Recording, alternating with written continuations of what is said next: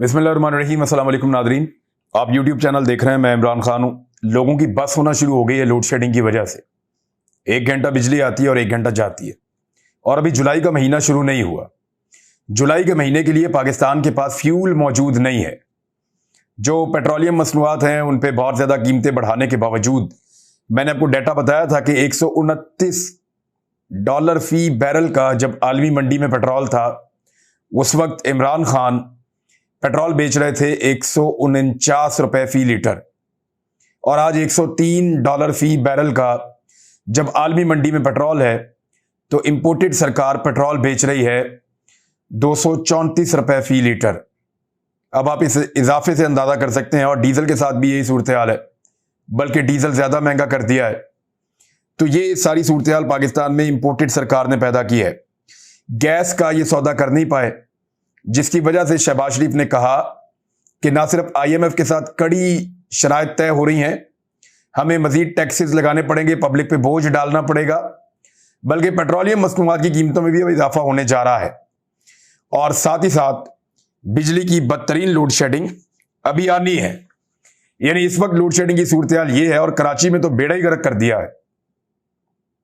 कराची में तो ये सूरत हाल है कि कई मुकामात के ऊपर शहरी निकले, उन्होंने एहतजाज शुरू कर दिया। खवातीन, बच्चे, बूढ़े, नौजवान सब निकले और उन्होंने शदीद एहतजाज किया लोड शेडिंग के खिलाफ, क्योंकि वहां लगातार लोड शेडिंग हो रही है। जीना हराम हो गया लोगों का गर्मी में। तो ऐसी सूरत हाल में बजाय कि लोगों को बिजली प्रोवाइड की जाती, आसिफ अली जरदारी साहब की सिंध हुकूमत ने, बिलावल भुट्टो की सिंध हुकूमत ने पुलिस को भेजा कि इनको आंसू गैस के शेल मारो। शदीद तपती हुई गर्मी के अंदर, जब कराची में इस वक्त दर्जा हरारत अपने एक्सट्रीम के ऊपर है, तो एहतजाज करने के लिए निकले हुए शहरियों के ऊपर इन्होंने आंसू गैस के शेल मारे और उनके ऊपर तशद्दुद किया। और ये तशद्दुद कब तक करेंगे? अगर लोग पाकिस्तान भर में निकल आएंगे तो फिर क्या करेंगे? अगर बाकी शहरों में भी एहतजाज शुरू हो जाता है तो फिर क्या करेंगे? फैसलाबाद में ताजिरों ने बैनर्स लगा दिए हैं कि मियां साहब पंजाब तबाह हो गया है और हमारी इंडस्ट्री का भट्टा जो है वो बैठ गया है। कुछ हमारे पल्ले नहीं बचा जो आपने लोड शेडिंग की है और जितनी आपने कीमतें बढ़ा दी हैं गैस की, बिजली की, अब वो किसी के साथ कंपीट नहीं कर पा रहे। और ऊपर से उनके ऊपर एक्स्ट्रा टैक्सेस भी लगा दिए हैं। यानी वो सारे हमारे जो भिखारी दानिश्वर हैं, या वो सारे हमारे जो लोग हैं, पॉलिटिकल लोग हों बेशक, जो इमरान खान के दौर में अभी ये तस्लीम करने को तैयार नहीं थे कि इमरान खान के दौर में कारोबार चला। अब वो सारे ये कहते हैं कि क्योंकि इमरान खान के दौर में कारोबार बहुत अच्छा चला और लोगों ने बहुत पैसा बनाया, लिहाजा अब इनसे टैक्स ले लो। यानी आपको अजीब मंतक नहीं लगती? 3 महीने तक पहले तक इमरान खान के दौर में ये सब कहते थे कारोबार कोई नहीं चल रहा, इमरान खान ने कारोबार का बेड़ा गर्क कर दिया है। और अब 3 महीने के बाद सब कह रहे हैं कि इमरान खान के दौर में इतना अच्छा कारोबार चला है, अब इनसे इजाफी टैक्स लो। ये कल मुनाफत कर रहे थे, ये आज मुनाफत कर रहे हैं। इसका फैसला आप खुद कर लें।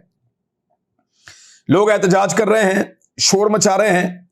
और जिस तरह की लोड शेडिंग जुलाई में आने वाली है, ना सिर्फ PMLN या इत्तेहादी जमातें पंजाब से सारे इलेक्शन हार जाएंगी, बल्कि इनकी बहुत बुरी दुर्गत बनेगी। इलेक्शन जीतने के लिए अजीबोगरीब हथकंडे अपनाए जा रहे हैं। कई ऐसे लोग जो मुर्दा हैं, उनके वोट कास्ट करने की तैयारी हो रही है। और यहां आरिफ हमीद भट्टी साहब हैं, सीनियर सहाफी, उन्होंने एक चीज की है, मैं उसकी तस्दीक भी कर सकता हूं, क्योंकि मैंने कुछ लोगों से बात की, उन्होंने कहा जी ऐसे, उन्होंने हवा में नहीं बात की, इसके अंदर वाकई सदाकत है। और कुछ लोग ये कह रहे हैं, भट्टी साहब के मुताबिक ये जो 4 हल्के हैं जहां पे लाहौर में इलेक्शन हो रहा है, इनमें से उन्होंने सिर्फ एक हल्के को चेक किया है। मैंने भी अपने तौर पे चेक किया और इसी तरह की बेज़ाब्तियां बहुत सारी हैं वहां पे वोटरों में।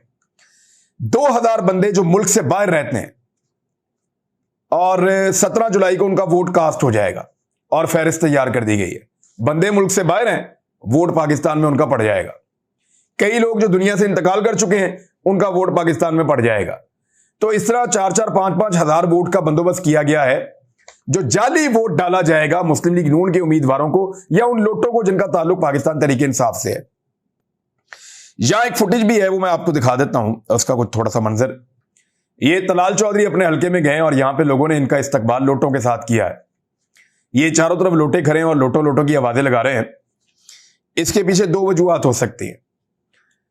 एक तो मुझे यह लगता है कि यह फेक एहतजाज है और तलाल चौधरी ने यह वीडियो का ड्रामा खुद किया है, क्योंकि तलाल चौधरी इस बात के ऊपर खासा नाराज है कि जिस हल्के से वो इलेक्शन हारा था और नवाब शेर वसीर वहां से इलेक्शन जीता था, नवाब शेर वसीर को टिकट देने का जो फैसला किया नून लीग ने, उस फैसले पे तलाल चौधरी बहुत परेशान है और वो कारकुनों को उकसा करके लोटे छोटे पकड़ के मेरे आसपास घूमो, मेरी बेइज्जती करो, खैर है कोई बात नहीं, लेकिन ये वीडियो बना के हम वायरल करते हैं जिससे मीडिया में ये मामला उठेगा और मेरी पार्टी की क़यादत नवाब शेर वसीर, उसको टिकट देने के बजाय टिकट मुझे मिल जाएगी तलाल चौधरी को।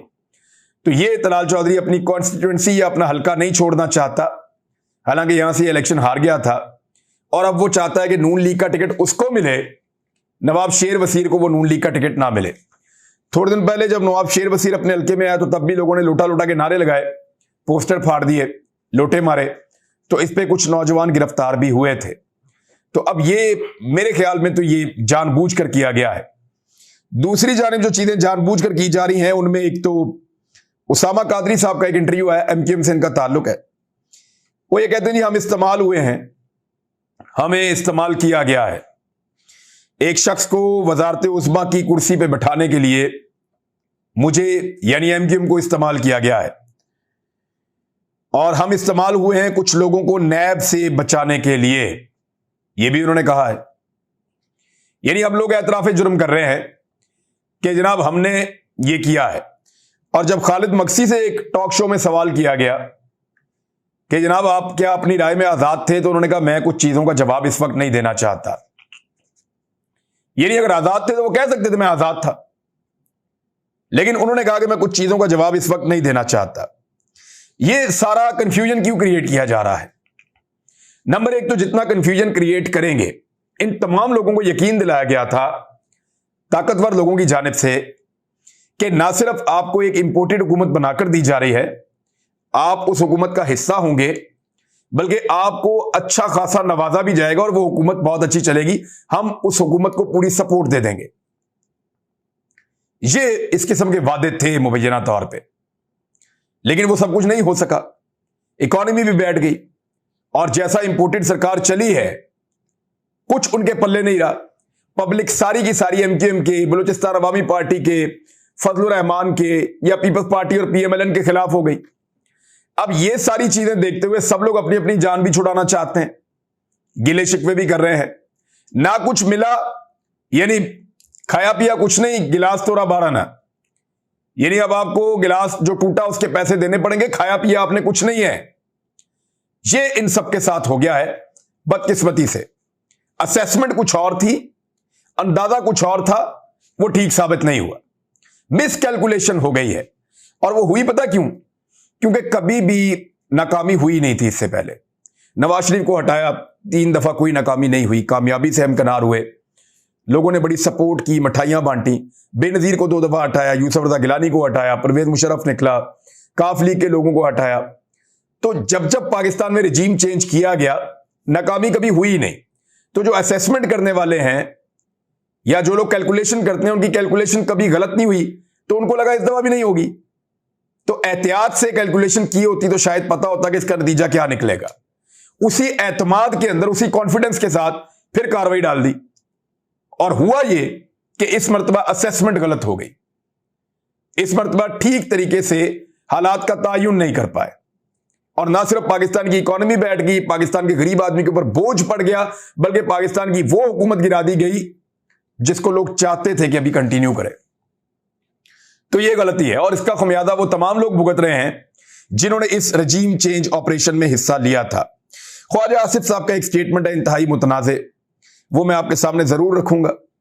उन्होंने कहा कि इमरान खान के हामी ओवरसीज पाकिस्तानी खाते पीते लोग हैं। उन्होंने 2 ममालिक के साथ वफादारी की कसमें खाई हुई हैं, किसी ने अमेरिका की, किसी ने मलका की कसम खाई हुई है। ये लोग पाकिस्तान को नुकसान ना पहुंचाए, वहां बैठकर पाकिस्तान के खिलाफ जहर ना उगलें। एक तो कोई पाकिस्तानी ओवरसीज कभी पाकिस्तान के खिलाफ बात नहीं करता, कभी कोई ओवरसीज पाकिस्तानी पाकिस्तान को गाली नहीं देता। सिर्फ एक ऐसा पाकिस्तानी है ओवरसीज, अल्ताफ हुसैन, जिसने पाकिस्तान को गाली दी थी। कोई ओवरसीज पाकिस्तानी पाकिस्तान के खिलाफ ना जहर उगलता है, ना पाकिस्तान को गाली देता है। वो पाकिस्तान की हुकूमत के ऊपर, इंपोर्टेड सरकार के ऊपर उंगली उठाते हैं, या उनके सहूलतकारों पे, या उनके हैंडलर्स पे, या न्यूट्रल्स पे, या ऐसी पॉलिसीज के ऊपर बात करते हैं जो उनको पसंद नहीं है। तो जमहूरियत है, उनको बात करने का हक है। यानी ओवरसीज पाकिस्तानियों के पैसे और डॉलर्स आपको अच्छे लगते हैं। आज पाकिस्तानी तलवे चाट रहे हैं 1-1, 2-2 अरब डॉलर के लिए आईएमएफ के, अपने मगरबी आकाओं के।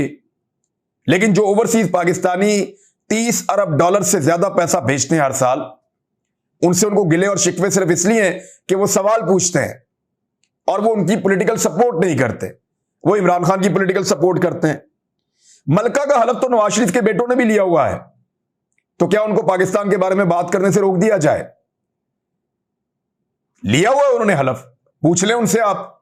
नवाज शरीफ पाकिस्तानी, इस तो पाकिस्तान में नहीं है नवाज शरीफ, इसहाक डार भी नहीं है, पूरी पॉलिटिक्स वहां बैठ के करते हैं। यानी मलका के हलफ का ताना वो आदमी दे रहा है जिसके वजीर आजम ने थोड़े दिन पहले जाती दरखास्त के ऊपर एक तकरीब में शिरकत की और सेक्रेटरी लेवल के गोरे के मुंह के अंदर मीठा तरीन मुंह बनाकर उसके मुंह में केक डाल रहे। यानी जितना मीठा केक था ना, उतना ही मीठा मुंह बनाया हुआ था जनाब ने, पूरी एक्टिंग करके उसको केक खिला रहे। और ये क्या इस ओहदे की तौहीन नहीं है? यानी यहां पे कोई और स्टैंडर्ड है, वहां कोई और स्टैंडर्ड है। ओवरसीज पाकिस्तानियों के सिर्फ पैसे और डॉलर ना लें, बल्कि उनका एहतराम भी करें और उनका ख्याल भी रखें और उनको उनके वोट का हक भी दें। हमजा शहबाज साहब के लिए जो मुसीबत बनी हुई है आज, क्योंकि केस का दिन है, चीजें आपके सामने या तो आ गई होंगी या आने वाली होंगी। हमजा शहबाज ने नए अहकाम जारी किए हैं कि जब तक ये सारी सूरत हाल नहीं हो जाती, मुमकिन अदालती फैसले के पेश नजर जो जितने भी इत्तेहादी हैं हुकूमत के, या जितने भी अरकान हैं PMLN के दूर दराज इलाकों से आते हैं, वो सारे के सारे लाहौर के अंदर स्टे करें और लाहौर से बाहर ना जाएं। ये हमजा शहबाज साहब ने हुक्म जारी किया है। वो बैना तौर पे दुनिया टीवी ने इसको चलाया भी है, दीगर कुछ और मीडिया भी इसको रिपोर्ट कर रहा है। तो इससे ये पता चलता है कि वाकई में शायद ये इक्तदार का सूरज 2 महीने, 2.25 महीने के अंदर ही, या 2 महीने के अंदर अंदर ही गुरूब होने वाला है, जिसमें हमजा शहबाज शायद सबसे कम मुद्दत के लिए वजीर आला पंजाब बनकर रह जाए। ये एक जबरदस्ती की हुकूमत थी जो दिलवाई गई थी और बहुत ताकतवर लोगों ने दिलवाई थी, बड़ा जबरदस्त बंदोबस्त किया गया था और ऐसे वोटों से दिलवाई गई थी जो वोट ही गैर कानूनी और गैर आईनी थे। ना इस हुकूमत का कोई इखलाकी जवाब था, और इस हुकूमत ने जितना ब्रूटल टॉर्चर किया है लोगों के ऊपर, लोगों की चादर और चार दीवारी के तकद्दुस को पामाल किया है। मेरे ख्याल में अगर ये हुकूमत खत्म हो जाती है और उसके बाद 17 जुलाई का जो इलेक्शन है वो भी गालिबन उतना रेलिवेंट नहीं रहेगा, और वो अगर इलेक्शन हमजा शहबाज की हुकूमत की गैर मौजूदगी में होता है तो फिर वो बिल्कुल एक अलग और मुख्तलिफ इलेक्शन होगा। फिर जो ताकतवर लोग हैं शायद वो भी अपनी ताकत को उस तरह इस्तेमाल ना कर सकें। एक और खबर है फरोग नसीम साहब के हवाले से, वो अब मैदान में आ गए हैं, बल्कि उनको लाया गया है। फरोग नसीम के बारे में जरा एक चीज मैं आपको बता देता हूं। उन्होंने एक तो ये जो काजी फाइज ईसा वाला केस है वो इमरान खान के खाते में डाल दी। और मुझे 7 बजे इमरान खान ने बुलाया, मैं 9 बजे पहुंचा, उन्होंने कहा ये केस है, ये कर देना है। काजी फाइज ईसा वाला जो जज साहब वाला केस था, उन्होंने इमरान खान के खाते में डाल दिया। थोड़े दिन पहले फवाद चौधरी साहब ने कहा था कि ये फरोग नसीम जोर दे रहे थे और वो चाह रहे थे, जब हमारी मीटिंग हुई थी कि ये केस किया जाए, वो उनके खाते में डाल रहे थे।